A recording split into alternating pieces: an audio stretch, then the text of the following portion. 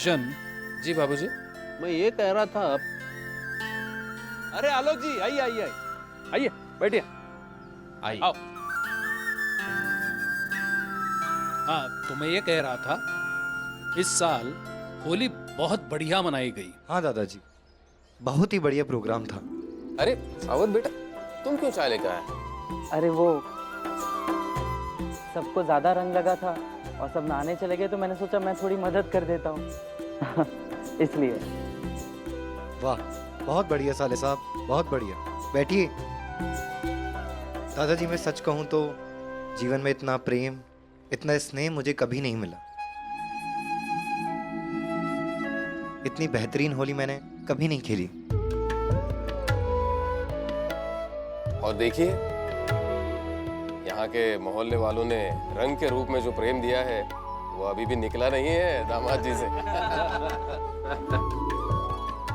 जी बाबूजी, आप कुछ कह रहे थे। एक ख्याल आया है, मन में इच्छा है, क्यों ना इस बार आलोक जी हमारे साथ है तो कवि सम्मेलन का आयोजन किया जाए।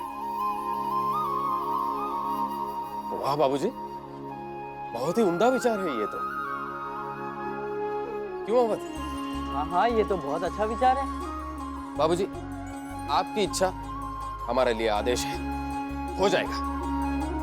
हर साल हमारे मोहल्ले में होली के अवसर पर कुछ ना कुछ समारोह तो किया ही जाता है आयोजित। मैं उसमें कविता पढ़ता हूँ, लेकिन इस समय कवि सम्मेलन, बहुत अच्छा विचार। मैं मंच की व्यवस्था करता हूँ और अपने साथी कवियों से भी पूछता हूँ। हमारी विनती को मान देकर वो जरूर आएंगे, ठीक है? और बाकी इंतजाम मैं कर लूंगा। अरे जीजा जी तो है यहीं पे, हम दोनों मिलकर कर लेंगे। क्यों जीजा जी? जी। आलोक जी, कभी ठंडाई बनाई है? हाँ दादाजी, आप चिंता मत कीजिए, सब इंतजाम हो जाएगा।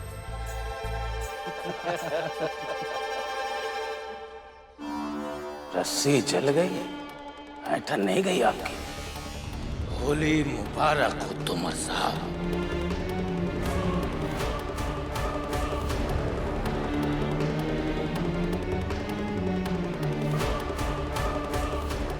ये जो आपके चेहरे पे रंग लगा है ना, ये रंग दिख तो रहा है, लेकिन ये रंग नहीं, काला धब्बा है।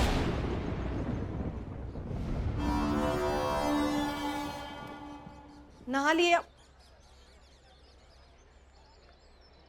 जब मैं कह रही थी कि होली खेल लेते हैं तो आप मना कर रहे थे, और जब तय हो गया कि होली नहीं खेलेंगे तो उस अटल की बातों में आकर होली खेलने के लिए तैयार हो गए। ताना मत मारना मुझे। अजीत, ताना नहीं मार रही हूं आपको। उस अटल के ताने बाने में तो आप फंस गए हो और मुझसे कह रहे हो कि ताना मत मारो। अब ये बता दीजिए कि कवि सम्मेलन में भी किसी के ताने बाने में फंसने वाले हो क्या आप? नहीं, वो क्या बात है ना, मैं फिर से अपनी बेइज्जती ना करवा लूं।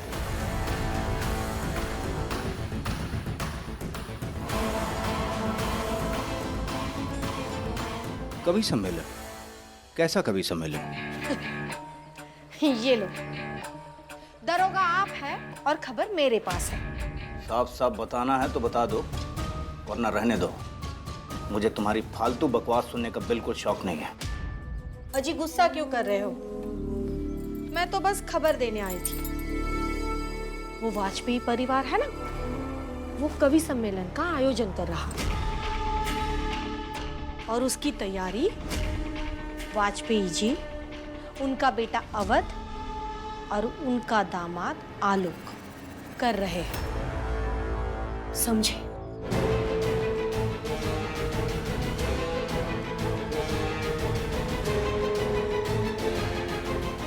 अच्छा, वाह।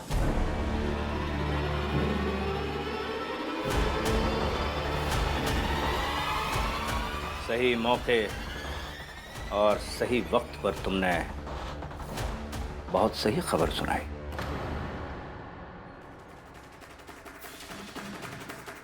उमर की बेइज्जती की थी ना उस अटल ने, अब तुम देखना कि इस इंतजाम और इस कवि सम्मेलन को अगर मैंने मातम में न तब्दील कर दिया तो मेरा नाम तोमर नहीं। ऐसा क्या करने वाले हैं आप?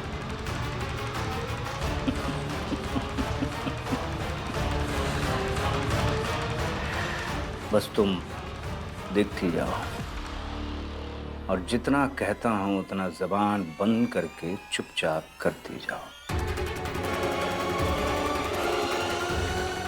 अटल वाजपेयी साहब,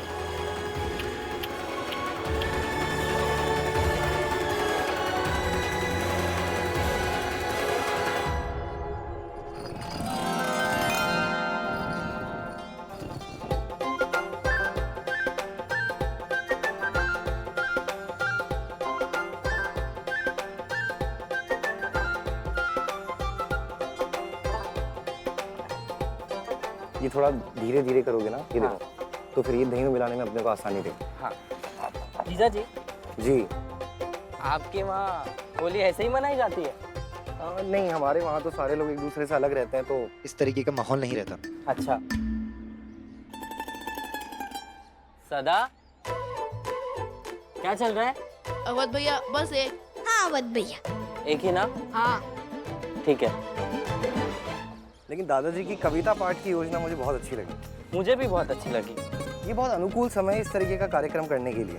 हाँ, और दादाजी कहते हैं हर त्योहार पानी कम रखना, शुरुआत पानी कम। हर त्योहार संस्कृति से लिपटा होता है और उसी का ध्यान रखना हम सबका कर्तव्य है। वही कह रहे थे दादाजी।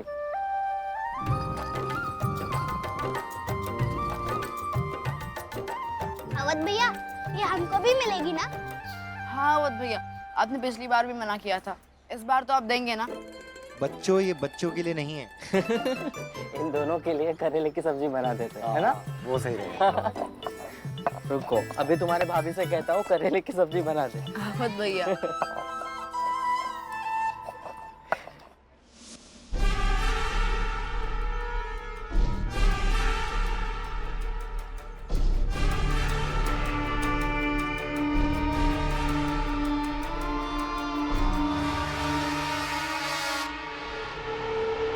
क्या है ये?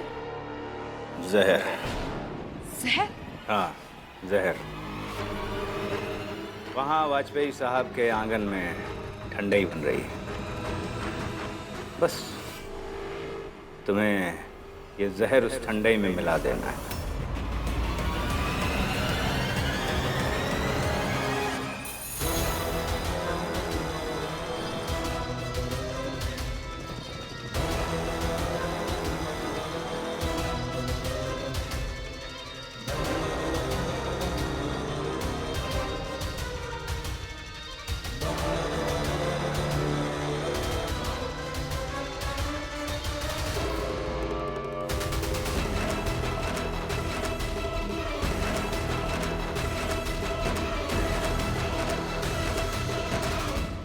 और उसके बाद अगर कोई मरता है तो मर जाए, मुझे फर्क नहीं पड़ता।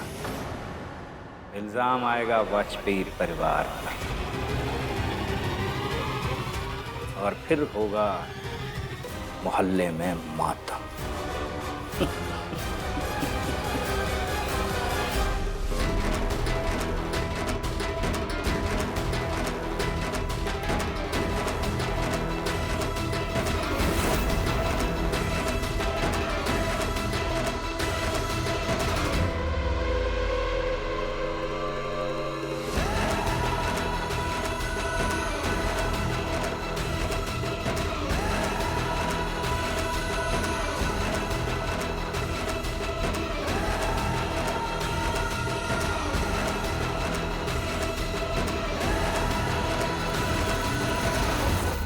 और मैं अटल और उसके बाप दादा को रस्सी में बांधकर घसीटते हुए जेल लेकर जाऊंगा मैं।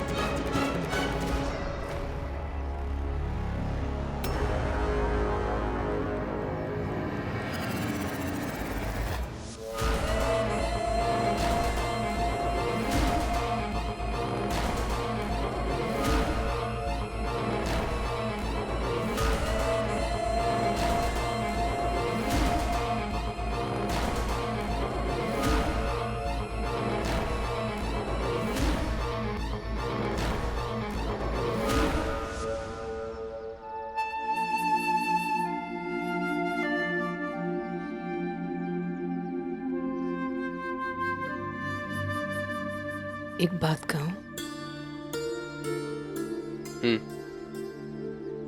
वर्षों से आप कविता पाठ करते आ रहे हैं, कभी मौका नहीं मिला कि आपको कविता पाठ करते देखूं, सुनूं। इच्छा थी।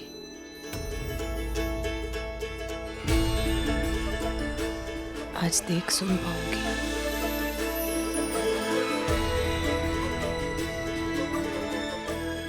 मैं किशन,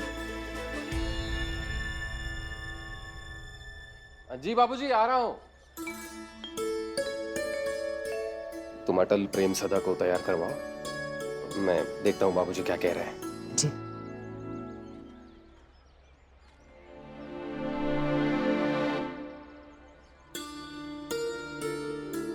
जी बाबूजी बुलाया आपने? कवि सम्मेलन में जाने से पहले तुमसे बात करना चाहता था। कहिए। मैं हमेशा कविता का पाठ करना चाहता था, मगर संकोच के कारण नहीं कर पाया और इसीलिए मंच तक नहीं पहुंच पाया। फिर वो हिम्मत मैंने तुम में देखी जो मुझ में नहीं थी, और इसी हिम्मत के कारण तुम अपने घर से मोहल्ले तक और मोहल्ले से राज दरबार तक पहुंच गए। फिर वही हिम्मत मैंने मेरे पोतों अवध और अट्टल में भी देखी। अवध शायद जिंदगी में उलझकर कविता का पाठ नहीं कर रहा है, लेकिन हां, उसमें वो काबिलियत है जरूर। अटल के तो क्या कहने, उसकी जितनी तारीफ करो उतनी कम है। देखना वो बहुत आगे जाएगा। बेटा, आज तुम मंच पर जाकर बहुत बढ़िया से कविता पढ़ लेना और मैं नीचे बैठकर तालियां बजाऊंगा।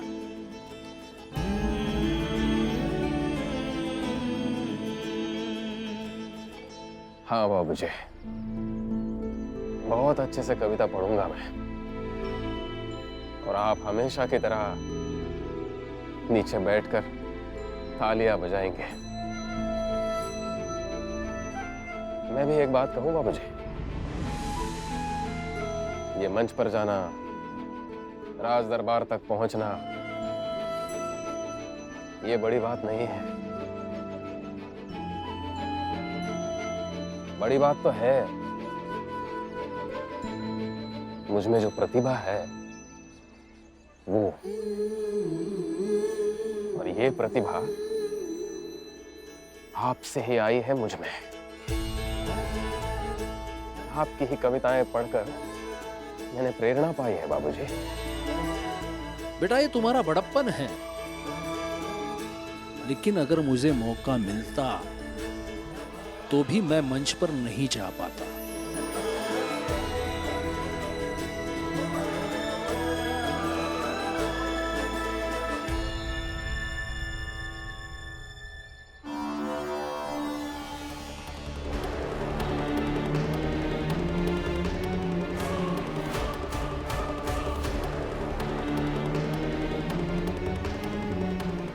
ये होली हमेशा हमेशा के लिए याद रहेगी, सबको यादगार रहेगी ये होली।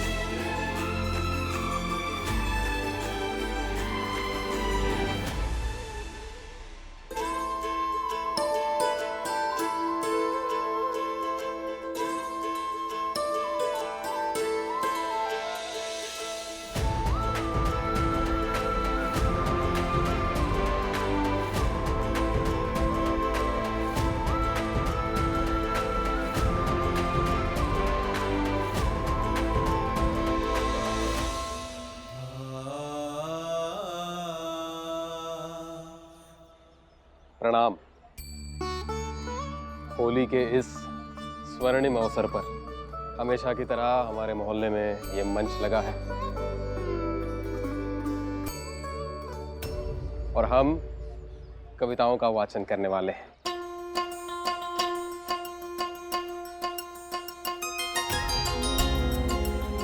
आपकी हर साल की तरह उम्मीद होगी कि इस समारोह की शुरुआत मेरी कविता से हो।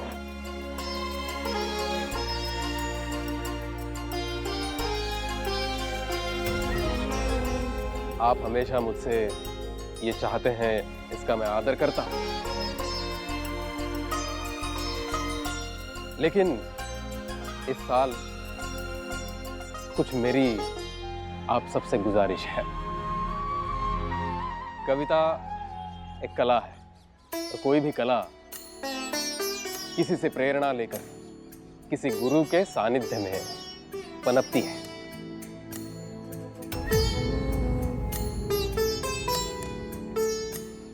मैं मंच पर कविताएं सुनाता हूं, आप सब मुझे सराहते हैं। इसकी प्रेरणा मुझे कहां से मिली? बस मेरे गुरु जैसे मेरे जीवन में जो व्यक्ति हैं,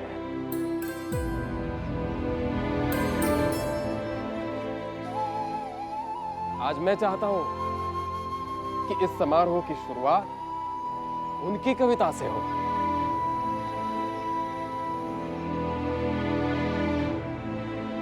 मैं यहां पर आमंत्रित करना चाहता हूं मेरे बाबूजी पंडित श्री श्याम बिहारी वाजपेयी जी।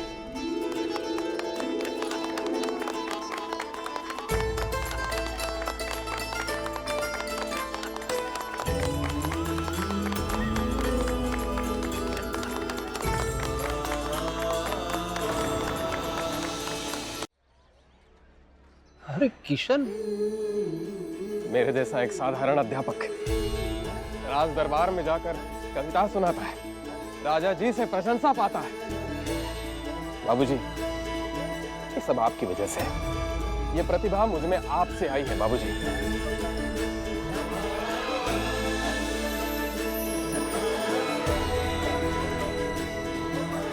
अरे किशन, मैं क्या बोलूंगा?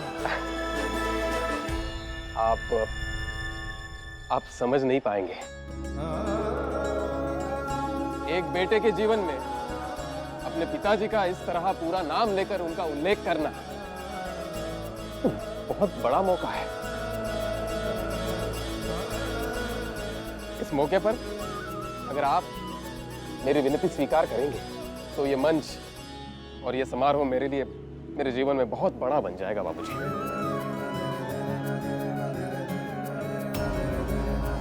बाबूजी, मेरी तरफ से, सारे मोहल्ले वालों की तरफ से, आपके बेटे, बहू, पोते, पोतियों की, सबकी तरफ से ये विनती समझिए।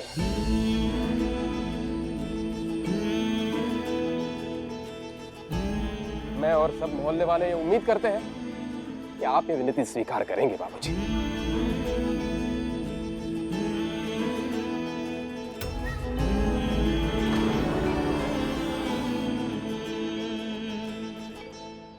आइए, आइए। वैसे तो आज तक मैंने कभी किसी भी मंच पर जाकर कविता नहीं कही है, लेकिन आज मेरे बेटे और मेरे पोते के कारण मैं आज कविता पढ़ूंगा।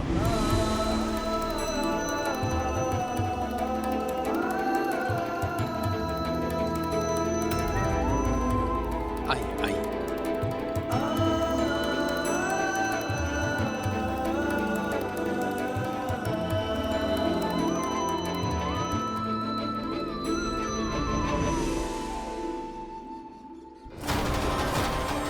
इस कवि सम्मेलन के समारोह को मातम में न बदल दिया तो मेरा नाम तोमर नहीं।